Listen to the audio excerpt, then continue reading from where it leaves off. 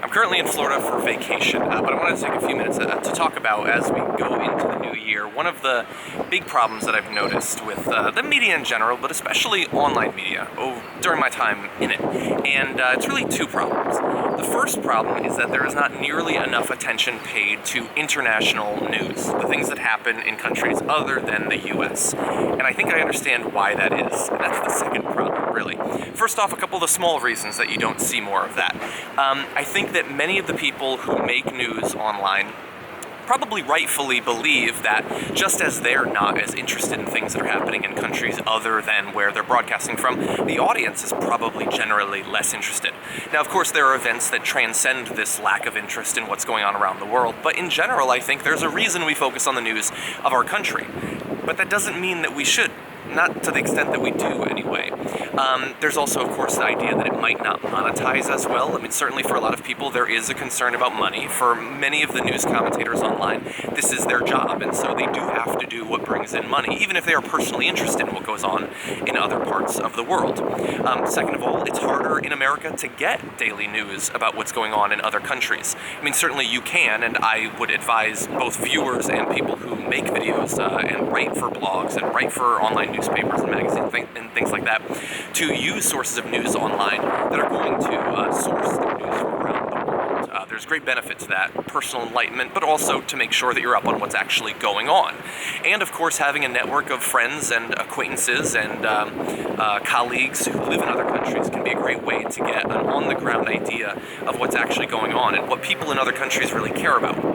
But I don't think that's the main reason that you don't see more international news. Here is the main reason, and I am almost as guilty of it as anyone else, I would say, despite the fact that I think I'm a little bit more aware of it. You don't see more online news because, for the most part, a lot of people who make news online or in the mainstream media, really, are not qualified to talk about most of what goes on around the world. That includes me. It certainly includes me, despite the fact that I was in graduate school for comparative politics and international politics for quite a while. I finished my comprehensive exams in those topic areas, specifically having to do with what goes on in the Middle East. Despite that, these countries are so complex with these histories and political systems that are at least as complicated as our own, that even me, where I have years of study and reading, I am not qualified to talk about much of what goes on, even in my areas of particular interest. So now think about other people who don't have any sort of academic background, who got into making news because of an interest in journalism or activism,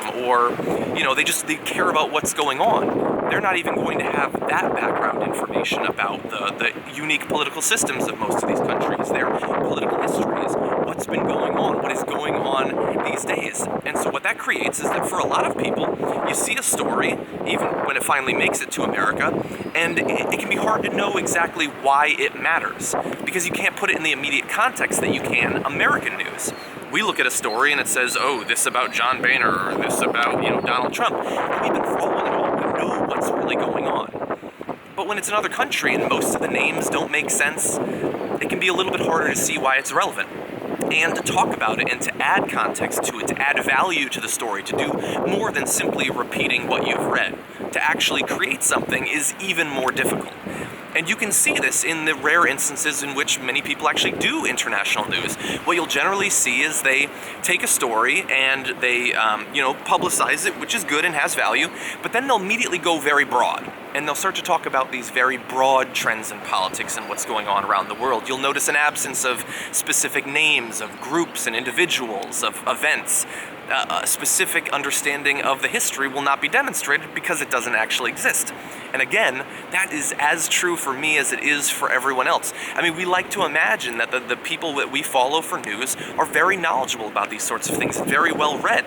And generally, I think when it comes to the domestic news, you can expect that. But for the international stuff, most people's understanding of these complex countries is limited to perhaps a book that they read once, maybe, but more likely a couple of stories. And that can make people very hesitant to want to talk about these international events, despite the fact that they're every bit as important as the news that we're covering here.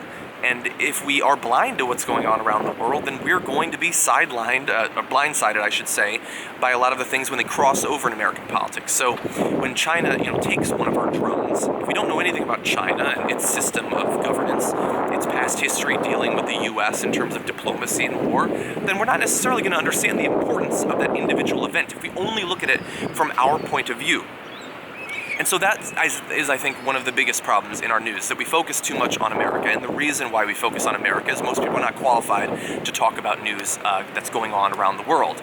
We need to have higher expectations when that stuff is covered, that people demonstrate a knowledge of the history of the events that they're talking about the people, the organizations. And as I've said throughout this video, I have not done enough to be ready to talk about those things. I can't simply fall back on my academic experience. A lot of that stuff is outdated now by 5 or 10 years. And so what I am going to pledge to you is that going into this next year, I am going to do more to make sure that I am as up to date as I can be. Now, it's a big world, obviously. There's a lot of countries, and these countries are always changing. But I am going to do more to make sure that I'm qualified to talk about these things. And I hope that as we come to rely more and more on online news, as we should, because the mainstream media has failed us in so many different ways, that other people will take up that challenge and rise to it as well. Anyway, let me know what you think about all this. Are you bothered by the lack of international news? Does it not bother you that it's not more common? And what sorts of stories and the news of particular countries would you like to see more of? You can post that down below. I'll see you later.